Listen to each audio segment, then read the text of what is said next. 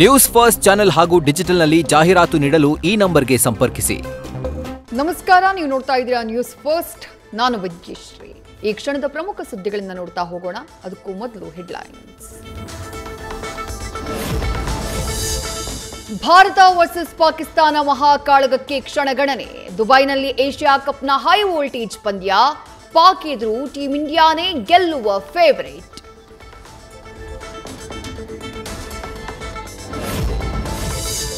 ರಕ್ತ ಹರಿಸಿದ ಪಾಕಿಸ್ತಾನದ ಜೊತೆಗೆ ಕ್ರಿಕೆಟ್ ವಿಚಾರದಲ್ಲಿ ರಾಜಿ ಯಾಕೆ?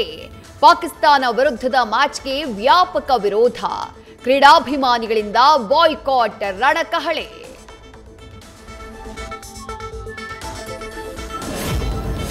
ರಾಜಕೀಯ ಜಟಾಪಟಿಗೂ ಕಾರಣವಾದ ಇಂಡೋ ಪಾಕ್ ಕದನ. ಕೇಂದ್ರ ಸರ್ಕಾರದ ವಿರುದ್ಧ ಮುಗಿಬಿದ್ದ ವಿಪಕ್ಷಗಳು. ಇದು ದೇಶಭಕ್ತಿಯ ವ್ಯಾಪಾರ ಎಂದ ಉದ್ಧವ್ ಠಾಕ್ರೆ. 26 ಜೀವಕ್ಕಿಂತ ಕೋಟಿ ಗಳಿಕೆಯೇ ಮುಖ್ಯವಾಯ್ತಾ ಅಂತ ಓವೈಸಿ ಪ್ರಶ್ನೆ.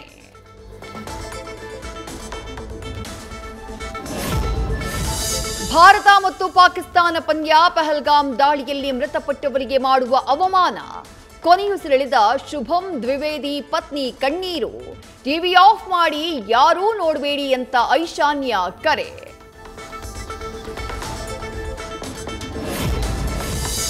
ಗಣೇಶ ಮೆರವಣಿಗೆ ಮೇಲೆ ಟ್ರಕ್ ಹರಿದು 10 ಜನ ಸಾವು ಕೇಸ್ನಲ್ಲಿ ವಿಚಾರಣೆ. ಇವತ್ತು ಚಾಲಕ ಭುವನೇಶ್ ಜಡ್ಜ್ ಎದುರು ಹಾಜರುಪಡಿಸುವ ಸಾಧ್ಯತೆ.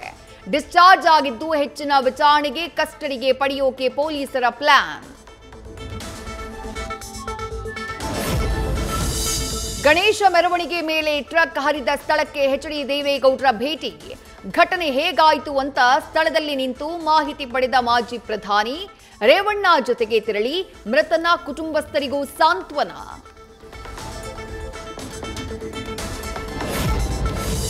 ಹಾಸನ ದುರಂತದ ಪರಿಹಾರದ ವಿಚಾರದಲ್ಲಿ ರಾಜಕೀಯ. ಸರ್ಕಾರದಿಂದ 5 ಲಕ್ಷ, ಕೇಂದ್ರದಿಂದ 2 ಲಕ್ಷ, ಜೆಡಿಎಸ್ನಿಂದ 1 ಲಕ್ಷ ರೂಪಾಯಿ ಪರಿಹಾರ ಘೋಷಣೆ. ಈಗ ಸರ್ಕಾರದ ಹೆಚ್ಚುವರಿ ಪರಿಹಾರ ಎಷ್ಟಿರುತ್ತೆ ಅನ್ನೋದನ್ನ ನೋಡಿಕೊಂಡು ಮುಂದಿನ ಹೆಜ್ಜೆ ಇಡೋಕೆ ಬಿಜೆಪಿ ಪ್ಲಾನ್.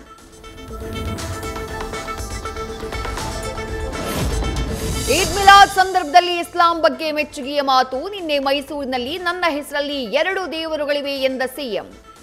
ಎಚ್ಚರಿಕೆಯ ನಡೆ ಇಡ್ತಿದ್ದಾರ ಸಿದ್ದರಾಮಯ್ಯ.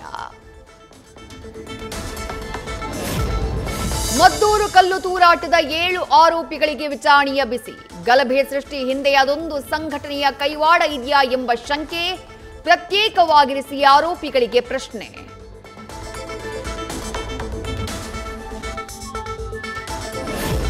ಮಂಗಳೂರಲ್ಲಿ ಮುಂದುವರೆದ ಬುರುಡೆ ರಹಸ್ಯದ ಎಸ್ಐಟಿ ತನಿಖೆ. ವಿಠಲ್ಗೌಡ, ಪ್ರದೀಪ್, ಜಯಂತ್, ಗಿರೀಶ್ ಮಟ್ಟಣ್ಣವರ್, ಯೂಟ್ಯೂಬರ್ ಅಭಿಷೇಕ್ ಹೇಳಿಕೆ ದಾಖಲು.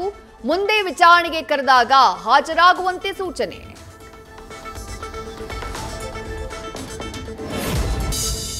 ಬೆಂಗಳೂರಲ್ಲಿ ಮತ್ತೆ ಮುಂದುವರೆದ ಆಟೋ ಚಾಲಕರ ಆಟಾಟೋಪ. ಬೈಕ್ ಟ್ಯಾಕ್ಸಿಯಲ್ಲಿ ಪ್ರಯಾಣಿಕರನ್ನ ಕೂರಿಸಿಕೊಂಡು ಹೋಗ್ತಿದ್ದ ವೇಳೆ ರೌಡಿಸಂ.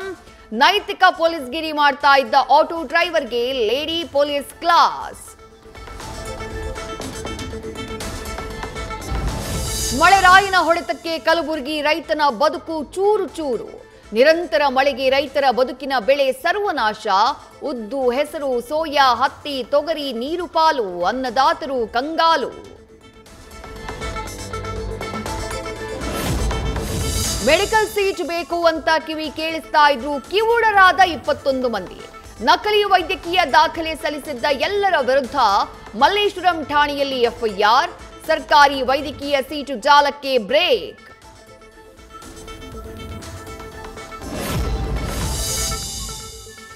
ಇಂದು ಕೃಷ್ಣನಗರಿ ಉಡುಪಿಯಲ್ಲಿ ಶ್ರೀಕೃಷ್ಣ ಜನ್ಮಾಷ್ಟಮಿ ಸಂಭ್ರಮ. ನಾಳೆ ವಿಟ್ಲಪಿಂಡಿ ಹಿನ್ನೆಲೆ ಪ್ರಸಾದಕ್ಕೆ ಲಕ್ಷ ಲಕ್ಷ ಉಂಡೆ ಚಕ್ಕುಲಿ ತಯಾರಿ. ಮೊಸರು ಕುಡಿಕೆ ಉತ್ಸವಕ್ಕೆ ರಥ ಬೀದಿಯುದ್ದಕ್ಕೂ 13 ಮರದ ಗುಡ್ಜಿಗಳ ನಿರ್ಮಾಣ.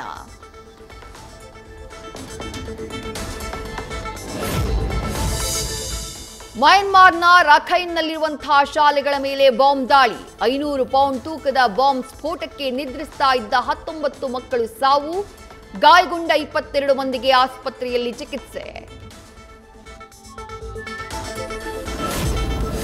ಚೀನಾ ಮೇಲೆ 50ರಿಂದ 100% ಸುಂಕ ವಿಧಿಸಿ ಎಂದ ಟ್ರಂಪ್. ರಷ್ಯಾದ ಆರ್ಥಿಕ ಪ್ರಾಬಲ್ಯ ದುರ್ಬಲಗೊಳಿಸೋಕೆ ನ್ಯಾಟೋಗೆ ಕರೆ.